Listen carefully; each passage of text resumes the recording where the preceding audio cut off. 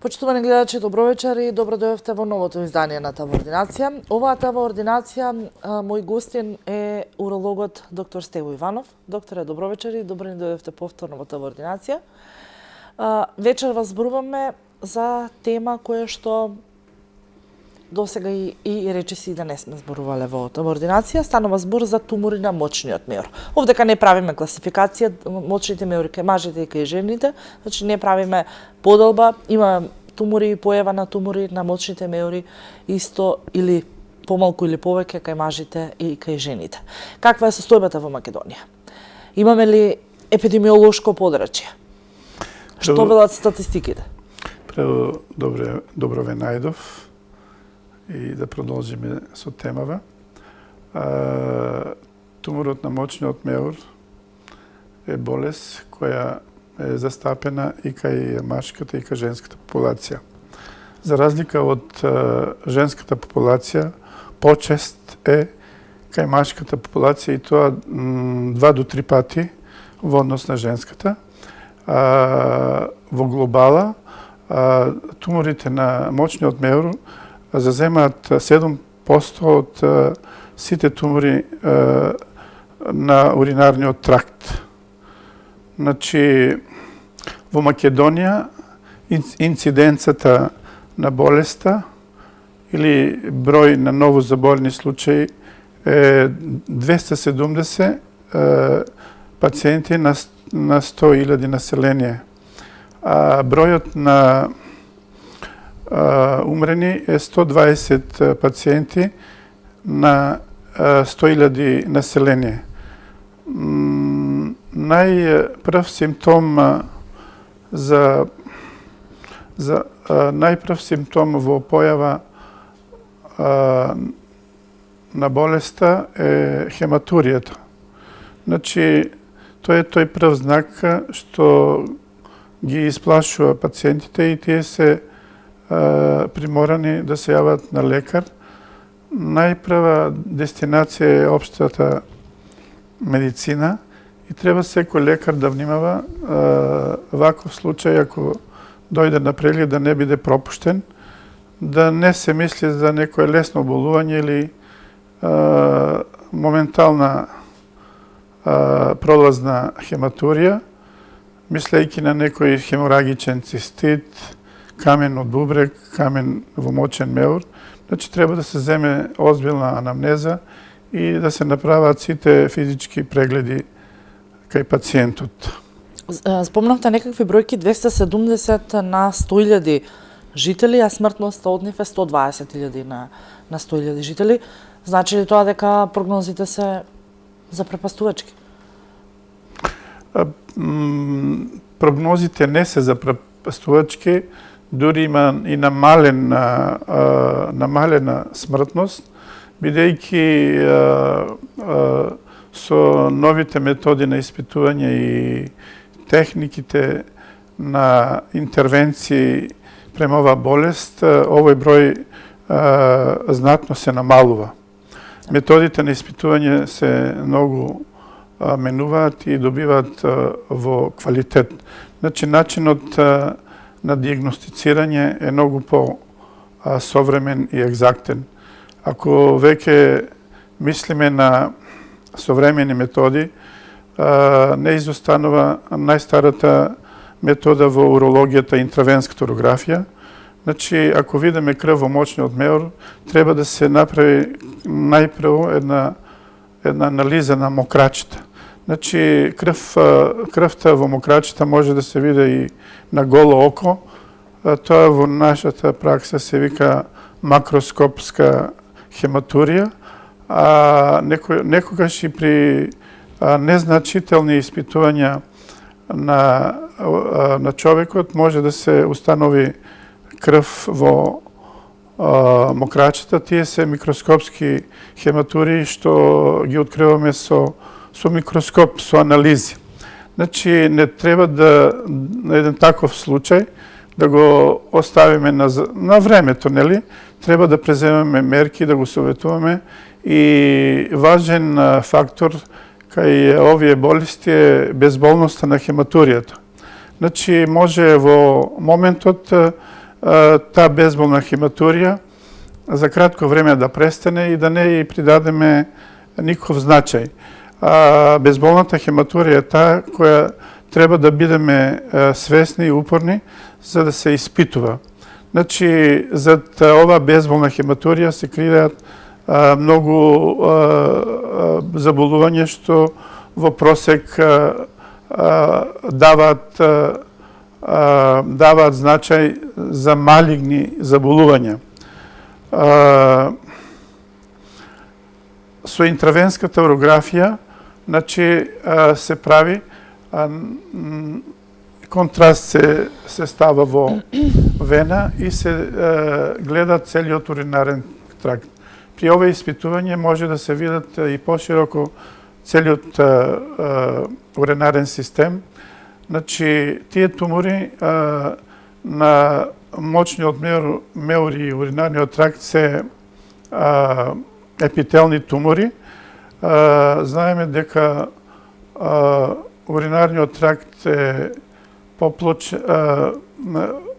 изграден од клетки од преоден епител, а и има знатно мал процент од плочаст епител. Значи, сите тумори, едно 95% се од прелазен епител, така наречен транзиционел цел, значи епителни клетки. И овие тумори се многу значајни и целата патологија припаѓа на туморите од преоден епител. Значи, имаме и мезенхимални тумори, кои не се од епително потекло, тие се од подлабоките мускулни слоеви на мочниот меур и тие имаат се малигни. Значи, како и секој пат тие се појавуваат како резултат на големата експресија на клетките, малигни клетки, кои имаат моќ на енормно делење и така настануваат голем број на малигни клетки кои во мочниот меур се расслојуваат и даваат тумори на повеќе места во слузницата на мочниот меур и тој раст која се гледа дека има повеќе тумори во мочниот меур се вика мултифокален развој на туморот. Иако почнуваат од моноклонална клетка, од една клетка се расејува и се права една дисеминација и ги има, значи, на повеќе места во мочниот меур. Така, докторе, кој е првиот сигнал кој што телото го испраќа до пациентот дека може би станува за некаков тумор на мочниот меур? Кои се оние симптоми кои што се чувствуваат најпрво? Јас реков, прв симптом е хематуријата. Значи, во текот на животот на пациентот, симптомите се од страна на мочниот меур. Мочниот меур реагира со соодветни симптоми. Значи, симптоми во долниот дел на уринарниот тракт.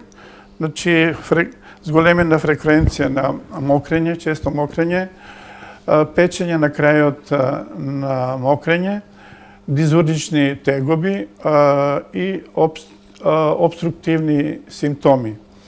Тоа многу значи да се обрне внимание на ваквите појави.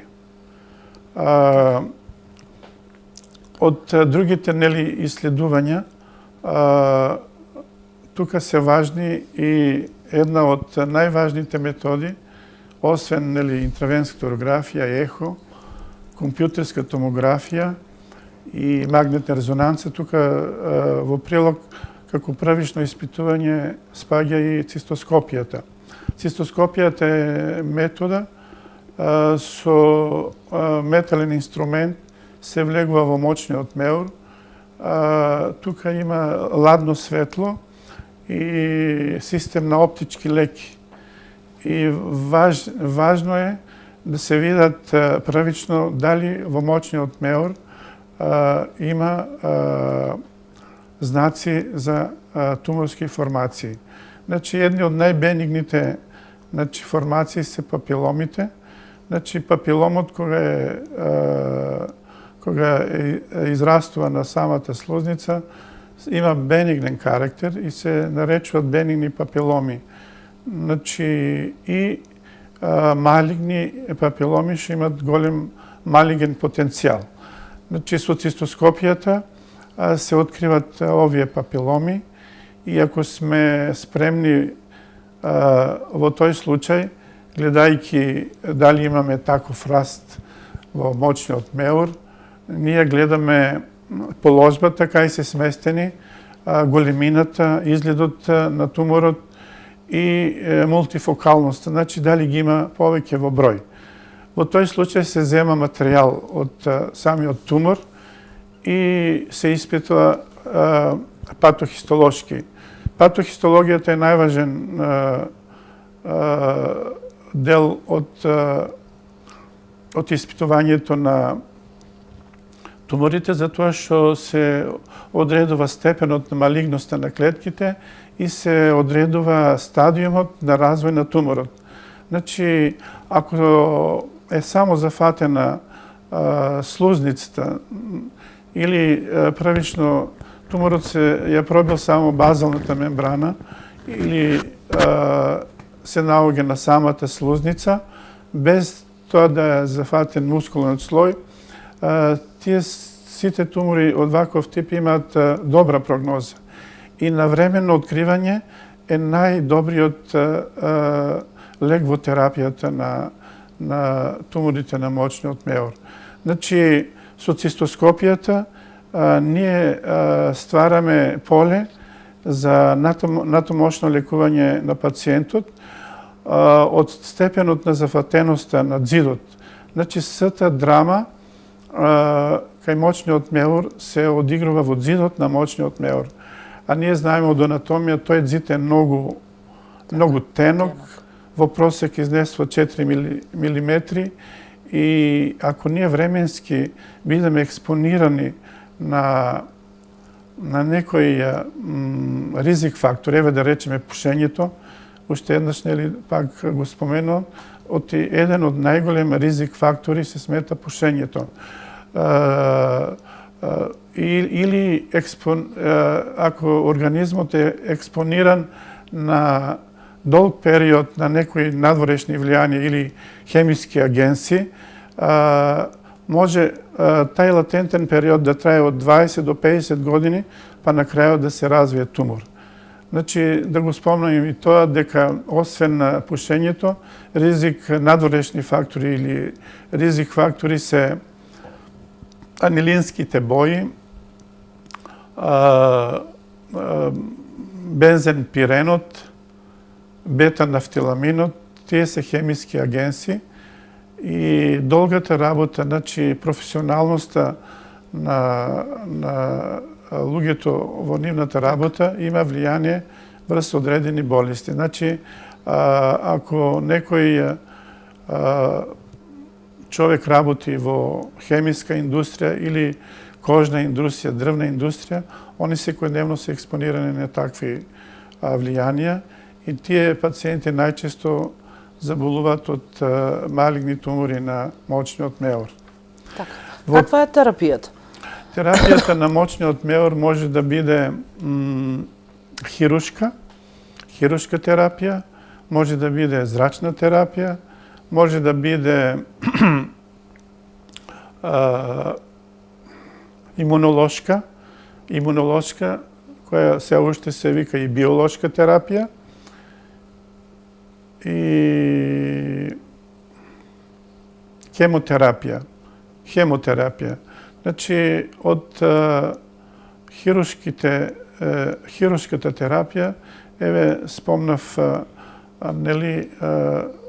како најпрво преку ендоуролошки интервенции, значи, како што спомнав еве за цистоскопијата, значи, тие методи се спаѓаат во ендоуролошките интервенции и тие се најчесто застапени во светот. 25% од операциите се вршат ендоуролошки.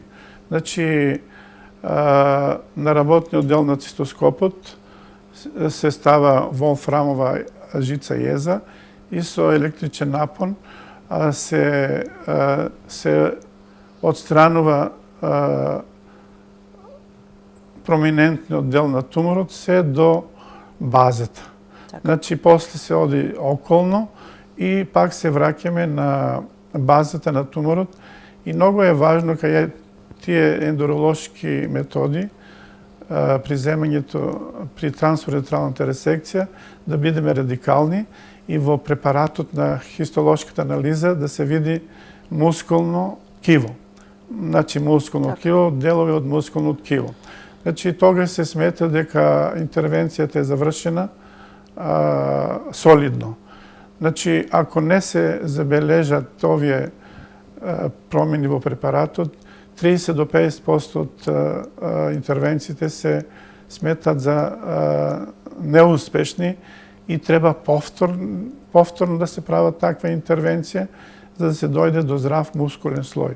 Значи, од кога ќе дојдеме до ваква ситуација, ние знаеме дека пациентот е во добра состојба и нема дел од туморското ткиво. Тоа е важно затоа што важна карактеристика на туморите на мочниот меур е нивната рецидивантност или рекурентност. Значи, со обични зборови, да го објаснам, тоа е дека туморите се повторуваат. Една од најлошите карактеристики на овие тумори е рецидивот. Значи, во литературата е забележено дека 75% од туморите после операција се јавуваат рецидиви. Рецидиви и тоа во текот на 2 години од почетокот на завршена интервенција. И затоа тие пациенти за кратко време се препорачуваат да бидат цистоскопирани за да не биде створен рецидив и се препоручува 3-месечни контроли со цистоскопија за да се навремено откријат рецидивите. Многу е важен стадиумот, нели што рековме, до кој е продрен туморот во длабочина. Значи, една од хируршките методи што се применува во светот и кај нас, еве таа операција е многу долга и мутилантна, е тоталната цистектомија. Тоталната цистектомија значи отстранување на целиот мочен меур со ливните жлезди, отстранување на простатата кај мажот и на матката кај жената и јајоводите и јајшниците. Значи, златен стандард при таа радикална цистектомија, значи, тука влегуваат и пелвичните лимфни жлезди, околу илијаките, нервус обтураториус, значи и лимфните јазли. Тоа е фактички права радикална цистектомија. И најважен стадиум е Т2 стадиумот, кога со сигурност знаеме дека не е пробиена мускулниот слој. И после таквите операции, тие се многу мутилантни, али успешни се прават посебни деривации на уретерите и се зима тенко цревен дел од или цревен кондуит, тука се вградуваат уретерите и се уградува над зидот на абдоменот, се прави уростома, кеси, малку е тежок овој начин на функционирање, али е сепак добар и успешен Така за гарантира- пациентите, гарантира поголема сигурност. Така. Ја спомнавте биолошката терапија. Што тоа значи? Биолошка терапија. Под биолошка терапија се подразбира кога организмот сам се бори, ствара своји антитела. Од това биолошка терапија тука доаѓа во обзир и таа се уште денес се применува при терапијата на површните тумори. Површните тумори кои се го зафаќаат само мукоза и субмукоза. Тука станува збор за бацилот Калмете гуерини. Тоа е жив бацилус на туберкулоза, кој ја атенуиран, кој ги кој има слабо дејство на самата слузница, али знае да ствара антигени својства и да ја зголемува имунолошката одбранбеност на организмот и да се бори против малигните кели. Се уште не е разјаснена теоријата како тај имунолошки систем функционира биолошки, али во просек механизмот е тој. Така. Доктор, еве и еден апел до гледачите да го чуваат своето здравје и редовно да ги вршат контролите, па дури и при најмалите симптоми да не ги изоставуваат, како што кажавте и на почетокот, бидејќи можеби станува збор еве за една сериозна болест. Еден апел до гледачите.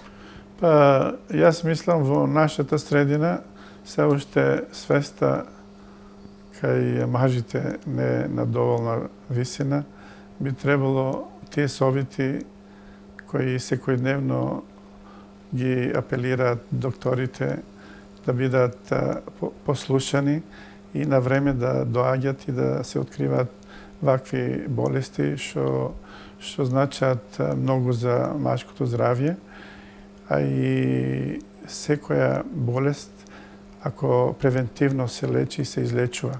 Ако останеме без свој личен став према болестите, ја губиме битката во секој поглед. Така. Ви благодарам, докторе, што одвоивте време и повторно бевте со гледачите на ТВ Ординација и гостувањето во ТВ канал ВИС. Се надевам ке се видиме во некоја наредна емисија со нова тема. Ви благодарам на вашите покани. Со задоволство ги прифаќам и се надевам дека ќе се сретнеме и во наредна емисија. Така, ќе се работуваме. Вам, почитувани гледачи, ви благодарам што и вечерва бевте со ТВ Ординација. Се гледаме наредното издание со нова тема и нови гости.